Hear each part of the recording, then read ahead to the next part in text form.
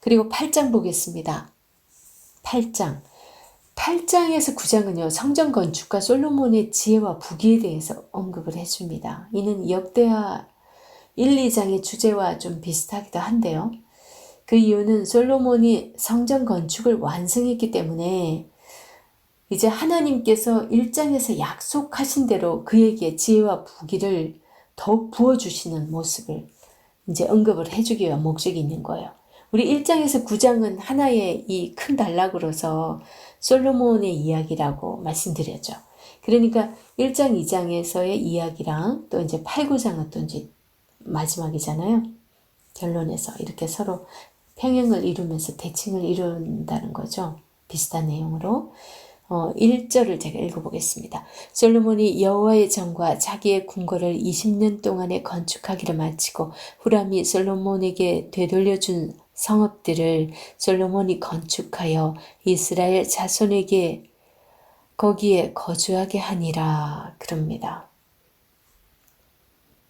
20년 동안 성전을 건축했어요. 대단하죠? 20년 동안. 아니지. 실제로 8년, 7년. 7년 동안은 성전을 건축했고요. 자기 집, 지금 여기 앞에 잘 보세요. 솔로몬이 여호와의 전과 자기의 궁궐을 20년 동안 했다. 그러니까 20년 이거는 성전 건축에 7년, 다른 데 보면 그렇게 나와요. 자기 집을 짓는데 13년이 걸렸어요. 그걸 보고서 어떻게 성전 건축. 그래서 아마 열왕기서에 그렇게 돼 있으니까 지금 이 솔로몬을 띄워야 되는 이런 입장에서 역대기에는 같이 합쳐가지고 20년 걸렸다 이렇게 표현하고 있는 것 같아요. 그리고 2절에서 6절은요. 추가적인 건축 작업들 그리고 성전 건축을 마친 결과로 주어지는 이 축복의 상징들이 이렇게 쭉 주어집니다. 뭐 후람이 솔로몬에게 되돌려준 성읍들, 그 다음에 이게 후람이 솔로몬에게 성읍들을 되돌려줬다라는 이런 표현이 있어요. 그죠? 우리가 열왕기상 9장 11절에서 14절에 보면요.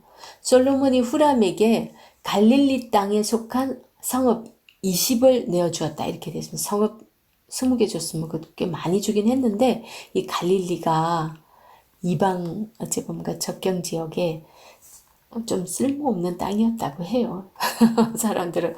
그래서 좀 허접한 그런 곳을 이렇게 줬다라는 거죠. 변방에 있는 그런 걸 줬는데 어떤 사람은 후람이 솔로몬에게 그걸 지금 되돌려줬다라는 표현을 여기 쓰고 있잖아요. 그거를 기분 나빠서 어떤 사람은 돌려줬다라고 무가치하게 여겨서 반환했다라고 그렇게 생각하는 사람도 있고요. 어떤 사람은 아니다. 그냥 그야말로 이 후람이 그 하나님을 찬양하고 막 그랬잖아요. 진짜 진정하게 하나님의 살아계심을 믿고 자기도 그냥 자기가 그런 걸 대가를 받아버리면 어떻게 돼요? 그게 사실 연락이 안 되잖아요. 그러니까 자기가 기쁨으로 그래 했는데 나 굳이 그런 거 받고 싶지 않다 라고 그렇게 생각할 수도 있는데 근데 열왕기서에 보면은 살짝 그 조금 서운한 그런 표현들이 느껴지는 부분들이 있어서 또 혹시나 다윗에게부터 부친에게부터 그렇게 잘하고 이렇게 자기가 열과 성의를 다했는데 그렇게 허접한 성읍을 주냐 좀 이게 서운한 마음도 있었다라고 짐작도 합니다. 그래서 그 이후에 아마 솔로몬이 통 큰 솔로몬이 또 그런 걸 또 그대로 있을 수는 없잖아요. 그래서 아마 그 솔로몬에게 돌려줬을 때 이게 어찌 보면 하나님의 뜻이에요. 그 다 이스라엘 땅이 돼야 되는데 그걸 후람에게 주면 두로 왕이잖아요. 그러면 그쪽 지역이 돼버리니까. 그러면은 이제 안 되니까 아마 그래 했을 수도 있을 거예요. 그랬을 때 솔로몬이 나중에 다른 방법으로 보상했을 가능성이 있다고 봅니다. 그게 뭐냐면 두로는 무역을 굉장히 왕성하게 하는 곳이잖아요. 그래서 그쪽의 그 무역 상권에 대해서 확실하게 보장을 해줬을 것이다. 라고 그래서 그런 흔적들이 많이 보인대요.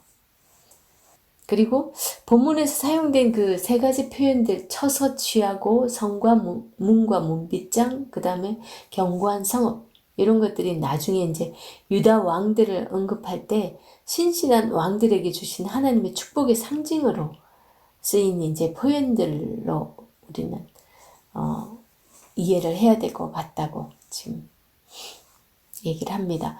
그래서 3절에 처서 취하고 5절은 성과 문과 문빗장 경관 성읍들을 이제 다 취하게 하고 이런 것들이 다 신실한 왕들에게 주신 하나님의 축복이라는 거죠.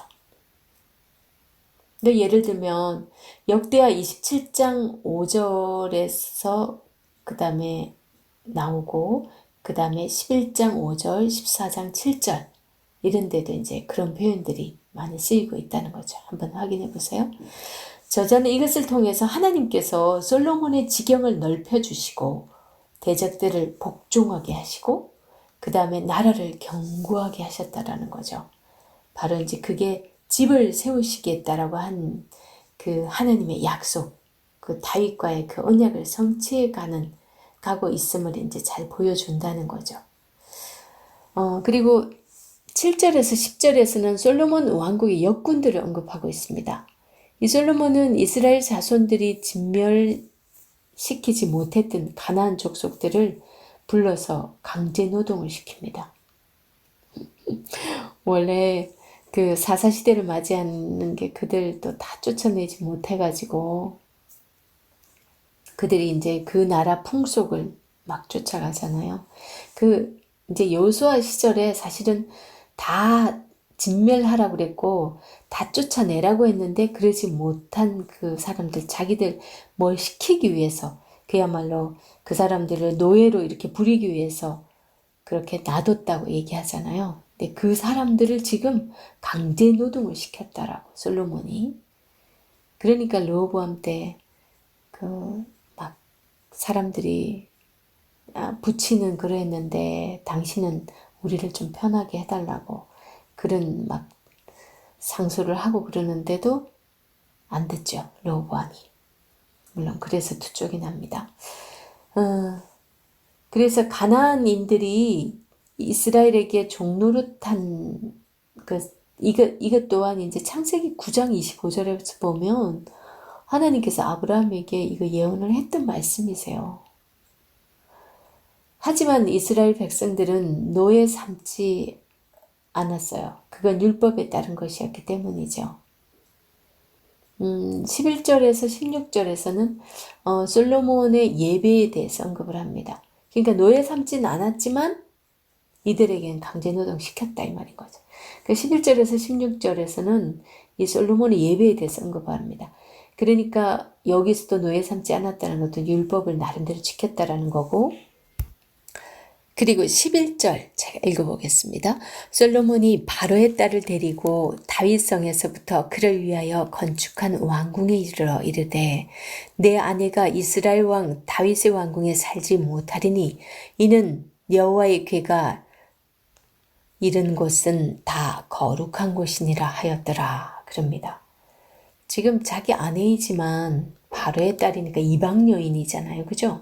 이거는 이방 여인을 성전 가까이 있는 다윗의 궁에 거하지 못하게 한 거는 이게 이제 이것도 여호와의 궤가 있는 곳이라는 거죠. 그래서 이방인과의 분리.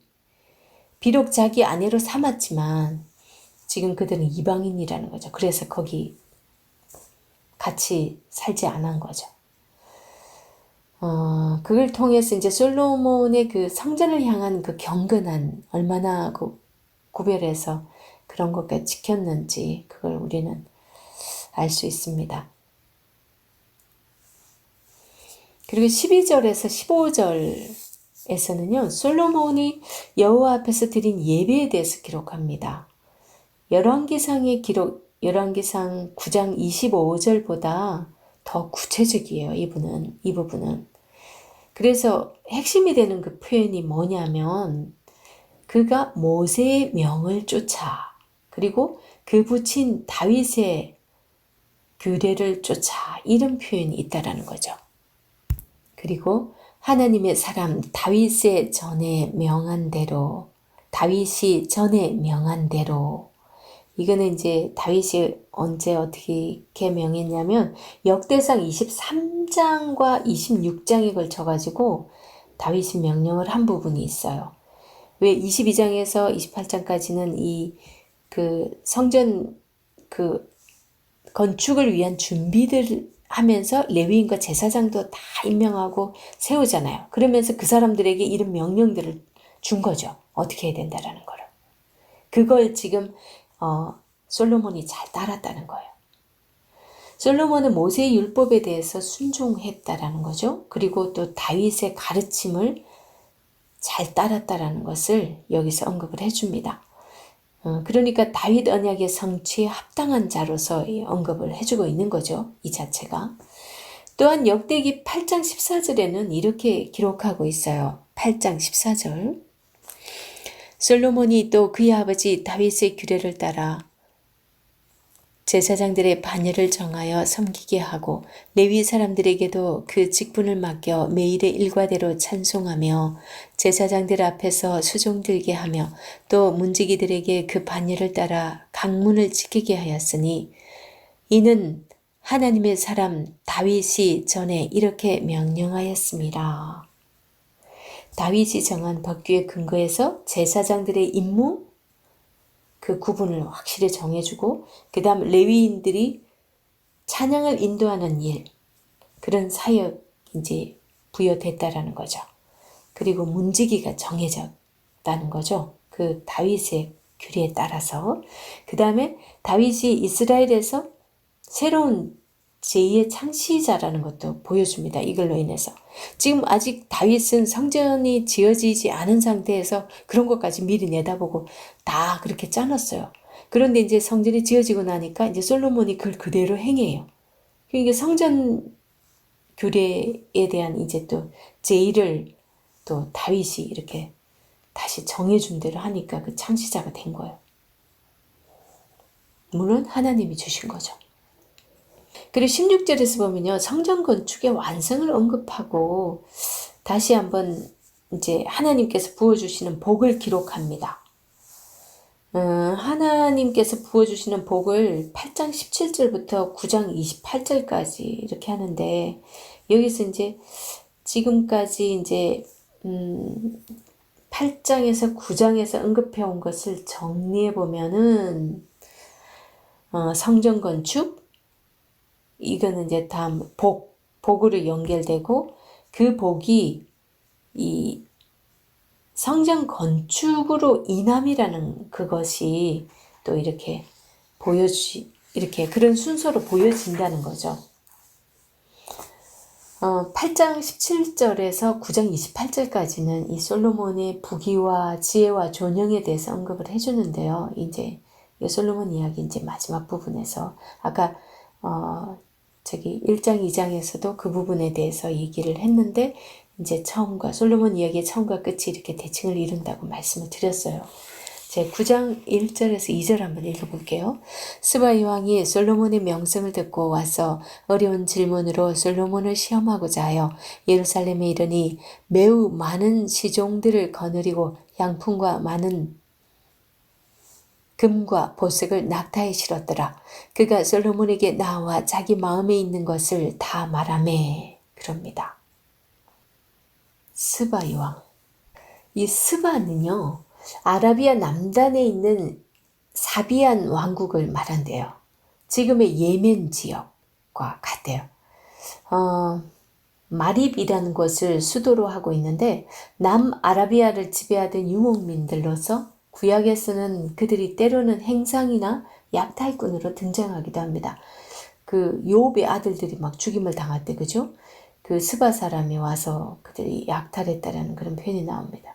스바의 상인들은 금이나 향품, 보석, 향료, 유향 그런 이제 상품을 인도나 아프리카, 베니게와 여러 이제 지방과 교역하면서 대상로를 지배했었대요.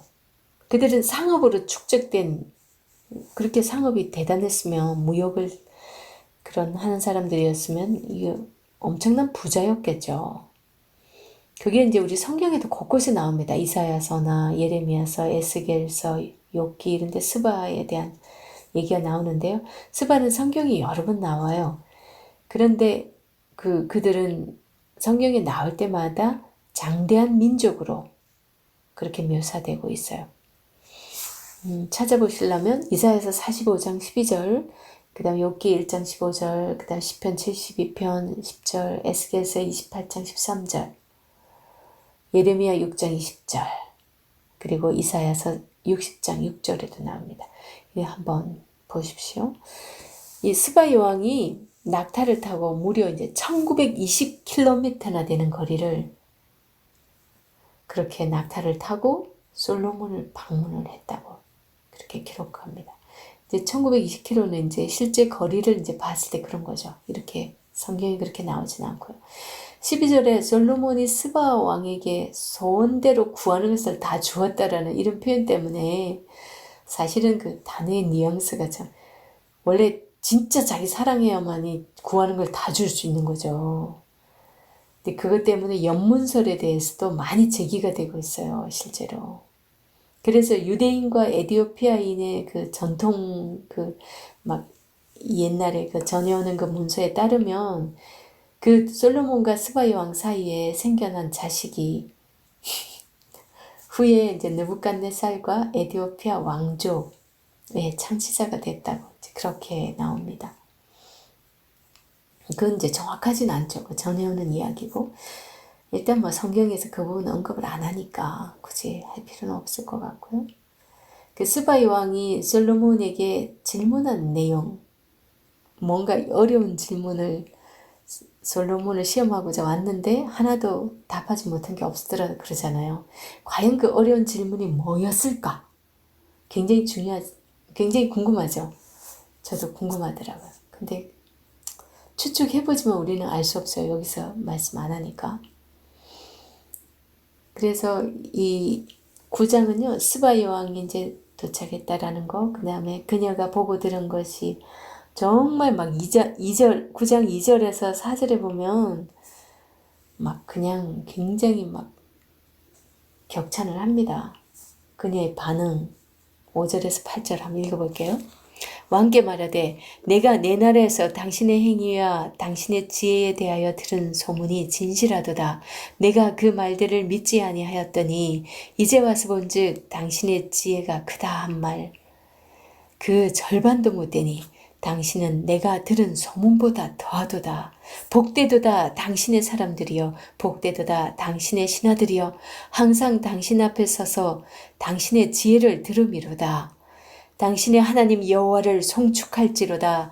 하나님이 당신을 기뻐하시고 그 자리에 올리사 당신의 하나님 여호와를 위하여 왕이 되게 하셨도다.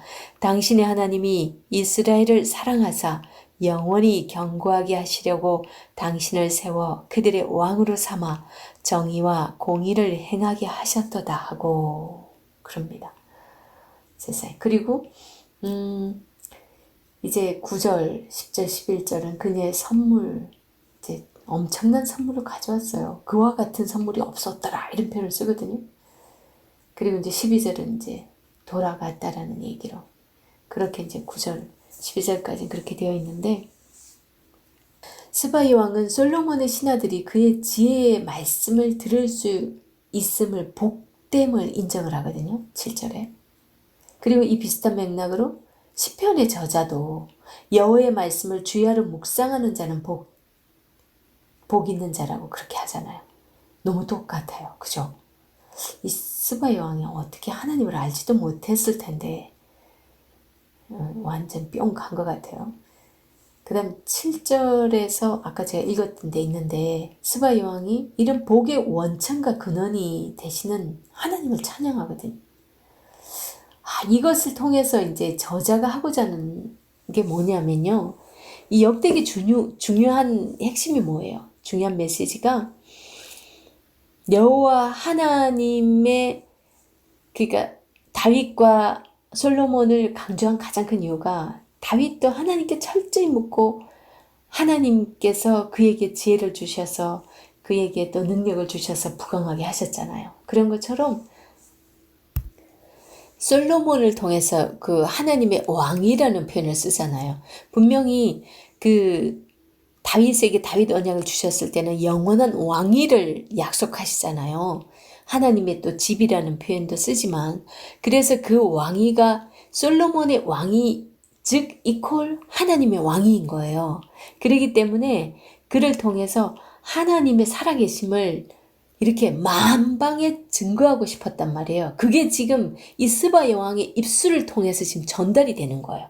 아까 왜 후람도, 두로왕 후람도 하나님을 찬양했잖아요. 그 응답에서 맨 첫 시작이 찬양하고 그 응답을 했고, 지금 이 스바 여왕도 지금 하나님을 찬양하거든요. 그러니까 이 솔로몬의 이 지혜를 듣고서 이걸 통해 가지고 솔로몬이 통해서 나타나는 하나님의 지혜와 이 능력, 이 대단함을 그 일부러 스바 여왕을 택한 것 같아요. 1920km, 이게 도대체 얼마나 많은 거리인지 모르고 그걸 낙타를 타고 온다는 게 이게 보통 일이 아니죠. 그리고 두로왕 같은 경우는 무역으로서 아주 대단한 곳인데 세상 사람들이 충분히 교만하다고까지 생각할 정도로 대단한 나라예요. 그런 대표적인 곳을 이렇게 와서 하나님을 찬양하게 하는 데는 역대기에서 하나님께서 주시고자 하는 메시지가 거기 들어있는 거예요. 그래서 스바 여왕을 통해서 이렇게 하나님을 찬양하게 하고, 당신의 그 지혜를 듣는 그 신복들이 얼마나 복된지 모른다라고 막 이렇게 부러워하는 거예요. 이렇게 스바 여왕은 이제 하나님께서 하신 일을 찬양하고 그 응답으로 가져온 귀한 것들을 솔로몬에게 선물합니다. 이게 하나님께 올려드리는 그나 마찬가지인 거죠. 그래서 이방왕 후람이 가져온 물질, 그것도 뭐 마음대로 필요한 대로 다 쓰라 그러고 사람까지 다 예비해 주었잖아요. 후람도. 이런 장면은 또 이제 신약에서 예수님의 탄생 때, 그죠? 그 동방박사들이 황금과 유향과 모략을, 가장 중요한 것들이에요. 가장 귀한 왕에게나 선물할 수 있는 그런 거를 그들이 와서 그 마국간에 태어난 그 예수님께 선물로 드리잖아요. 참 이런 게 일맥상통하지 않으세요? 9장 이제 13절에서 38절에 보면요, 솔로몬의 부귀와 지혜, 존영을 계속해서 언급을 합니다. 솔로몬의 부귀와 지혜와 존영을 총체적으로 이제 묘사를 함으로써 솔로몬 이야기를 마무리를 하는데요. 13절에서 21절까지는 그 솔로몬의 부에 대해서, 그 다음에 22절에서 28절까지는 열왕들 위에서, 그 많은 열왕들 그 위에 뛰어난 왕이라는 거를 이제 얘기하고요. 그 다음 13절에서 28절. 그 모든 언급을 통해 가지고 하나님께서 주고자 하는 그 메시지를 또 이제 세 가지로 이렇게 정리를 해봤어요. 첫 번째는 솔로몬의 부귀와 지혜와 존영은 하나님께서 그에게 주신 약속의 성취라는 거죠. 그게 역대하 1장 7절에서 12절, 그 다음에 열왕기상 3장 13절 이런 걸 봤을 때 이런 부귀와 지혜와 존영이 그 하나님의 그 약속의 성취라는 거. 그 다음에 두 번째 메시지가 다윗 왕조를 향한 하나님의 언약 성취의 축복이라는 거예요. 역대상 17장 8절에 이제 한번 보시면 그것의 성취라는 걸 알 수 있습니다.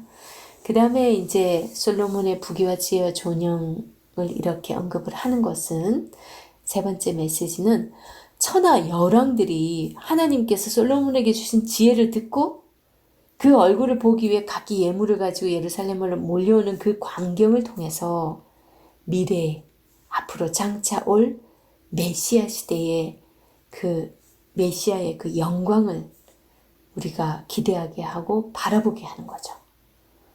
정말 놀랍습니다. 이때부터도 그렇게 하나님께서 이 메시지를 주고 계심이. 그리고 29절에서 31절에서는요. 솔로몬의 행적과 죽음이 언급이 되고 있습니다.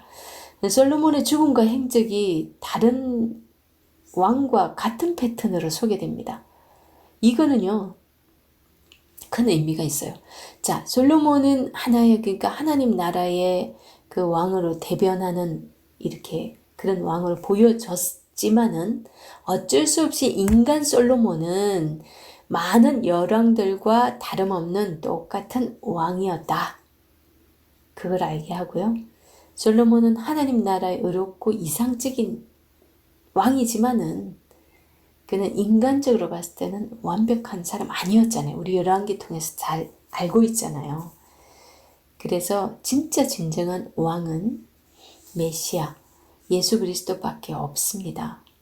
그래서 어쩔 수 없는 인간으로서 보여줬을 뿐이지 그는 인간으로서 똑같은 열왕들처럼 그렇게 죽는 그런 패턴을 그대로 그려줍니다.